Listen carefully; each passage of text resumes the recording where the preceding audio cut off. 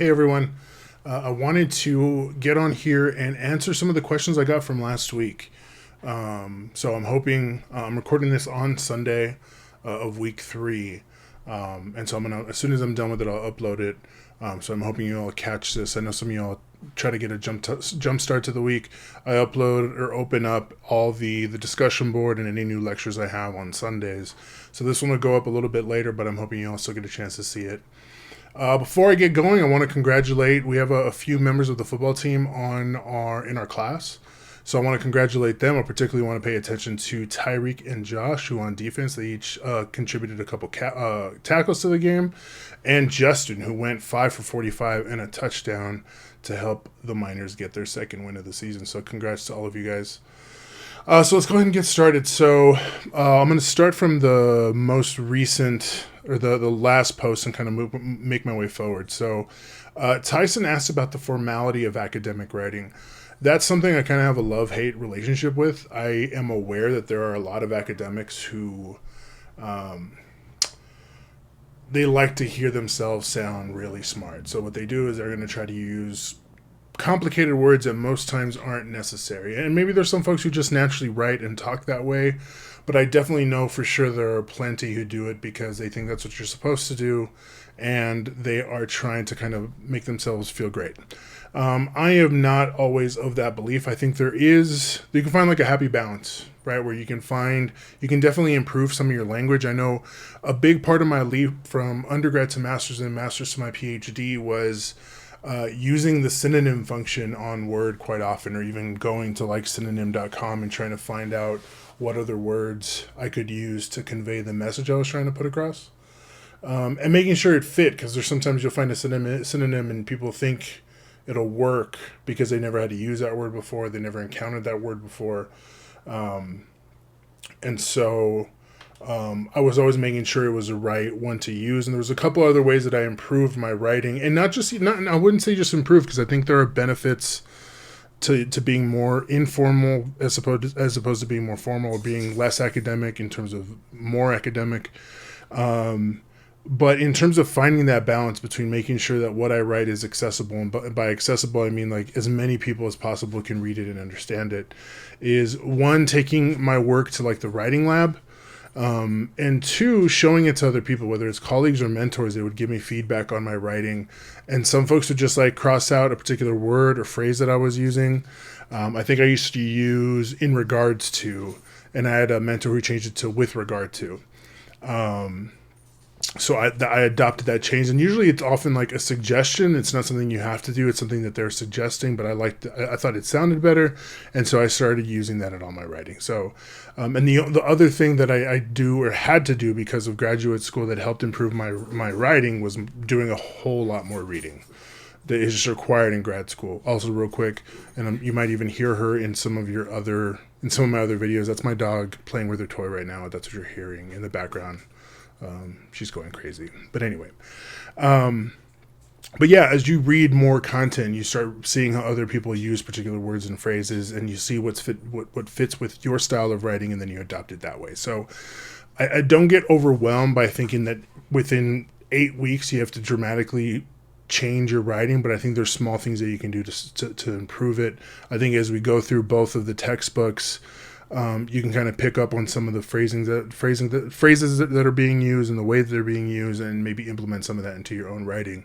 Some of the sample papers that I put up in the resources and the sample papers, but also, and I think I mentioned this before in other places, and I'll mention it again in the future, but I put up one of my own sample it was not even a graduate paper. I wrote it. No, I think I did write it in my graduate during my doctoral program.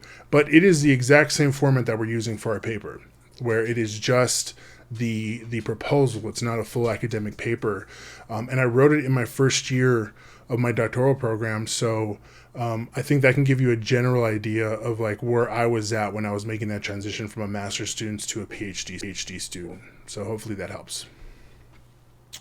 Yusuf asked about the peer review process and that it seems broken. For those who don't know, especially when you hear the word peer review journal article, the way the journal article process works is that I'd write some sort of academic journal paper that I'd submit to some journal. And then they do a blind review process where they take my name and affiliation off of the paper, and that's actually how you submit it. You provide a cover page, but they don't give that cover page to the reviewers. They read it, they provide feedback, they either reject it outright or they'll accept it with changes. So then you start a long process of going back and forth where you submit changes and they approve those changes or suggest other changes until it's actually approved and submitted and it's printed in the journal. So I mean, that process, sometimes it'll take a year or two between finishing a paper and then seeing it in an actual journal. So that process in itself can be tiresome. But Yusuf was talking about the fact that sometimes the checks and balances don't work, and I think it really just depends on what type of articles you're kind of looking at and focusing on. He also talked about that there are redactions where people can get articles pulled. That does not happen very often in academia. There is quite a process in getting something approved for an academic journal. So redactions aren't they're very, very rare. They're very common in news publications because they want to be first, not right. And with the 24-hour news cycle, it is very easy for a journalist to get something wrong in haste, and so redactions are common there. But in academia, it's a little bit different. The research often does speak for itself. And that something we'll learn eventually is talking about the importance of validity and replicability, where if someone were to do or perform that same research project in the exact same way, having the exact same context and environment and conditions, that the result would be the same. And that's how you get something approved for a journal article. So the peer review process isn't perfect. I think there are a lot of ways that we could change it. I think it is definitely, I think it's a little antiquated, but at the moment it is a good, not great process. And then there is absolutely some validity in using that process. Harvey, Nick, and Maria all had different questions in terms of the type of research that you're using. Again, I think there can be a balance between formal and informal. Formally, peer-reviewed journal articles are critically important. And I believe it was Harvey and Maria that asked specifically about this. First of all, for Maria, she asked about this. In my class at the very least, but in most of your classes, do not ever pay for research. You have access to the academic journal databases. Typically, and Maria mentioned this in her post, like trying to access one database for one journal can cost you like $500 a year. But because you all are UTEP students, you get access to hundreds of them. If you go into, I believe I have it up here right now. If you go to the homepage and then go down to the folder where I put assignment resources, the very first video there is MLS library database. I go through the process of finding academic journal articles and how to look through those. So please use that video. It'll help not just in my class, but in a ton of other classes. Whatever subject you're looking for, someone has written a paper on it, and you can use that for your journal article or for your papers. So those are kind of the formal ways that that's formal type of research people use. Informal, there's absolutely validity in doing interviews, and there are even different types of projects or methods like a performance study or an autoethnography where you use yourself as an example and you make the argument that you are enough of like a research participant or subject to justify the arguments that you're making in your paper. I can upload some of those if you're curious about what those look like.